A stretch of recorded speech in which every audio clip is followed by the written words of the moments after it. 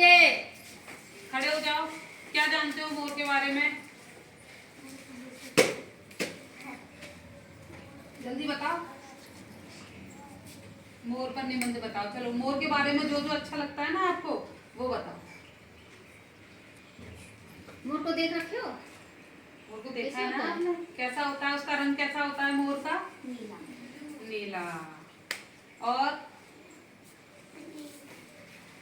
उसके माथे पे कुछ होता है ना, ताज।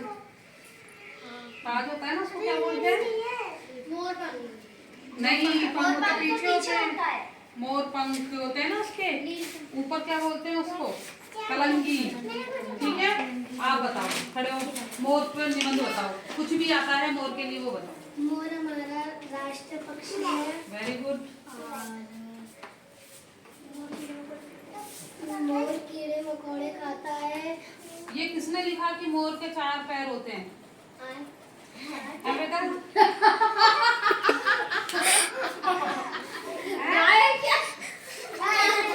अब ये बताओ, चिड़िया देखी है आपने? सुनो, चिड़िया देखी है?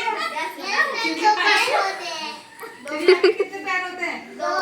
बेटा 2 हमारे हाथ हैं। अब इनमें क्या 5-5 उंगलियां हैं, तो आप इनको क्या पैर बोलोगे, हाथ बोलोगे क्या? पंजा है ये। तो मोर के 2 ही पैर है। मोर के कितने पैर होते हैं? 2। मोर के 2 पैर होते हैं। मोर गाय के 4 पैर होते हैं। आगे बताओ मोर के लिए। मोर घने जंगलों में पाई जाती है। Very good. घने जंगलों में पाया जाता है मोर। और मोर ज्यादातर बैठती है। बैठती है। नहीं, ज्यादातर रोटी खाती है। और बताओ। नाचती है। आप बताओ मोर के बारे में। मोर जब बिजली कड़कती है तब मोर नाचती है। बारिश होता है। और मोर की आवाज ऊपर जाती है। देखो मोर के सिर पर 3 पंख नहीं होते। ये पंख नहीं है जो मोर के सिर पर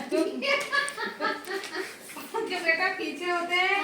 मोर के सिर पर जो ताज होता है ना, उसको कलंगी कहते हैं। क्या बोलते हैं? कलंगी, है ना।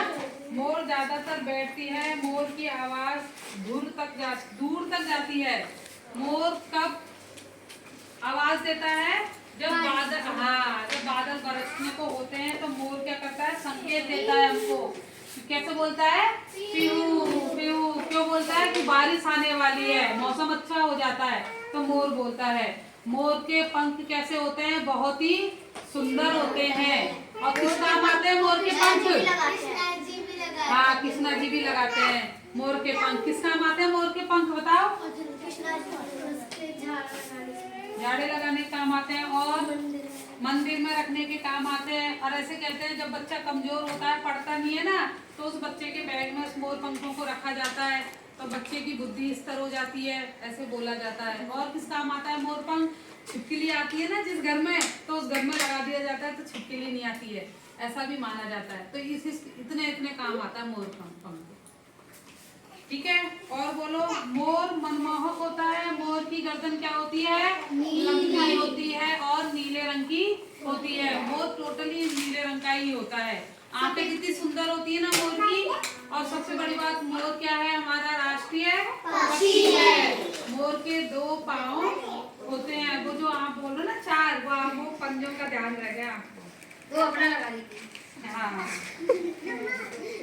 आप बताओ। अब चीज बताई ना, अब बताओ पूरी। आप बताओ क्या क्या बताया, फिर नहीं तो लिख के बताएंगे। 10 बातें बताओ मोर के बारे में। मोर बारिश में नाचता है। मोर बारिश का नाचता है। मोर जब बिजली कड़कती है तो मोर सबसे पहला टॉपिक, आप सबसे पहला पॉइंट आपका होना चाहिए, मोर हमारा राष्ट्रीय पक्षी है।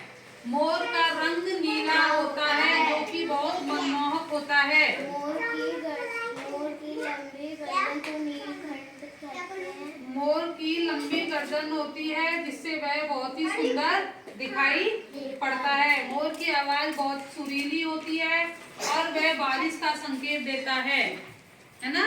और बताओ।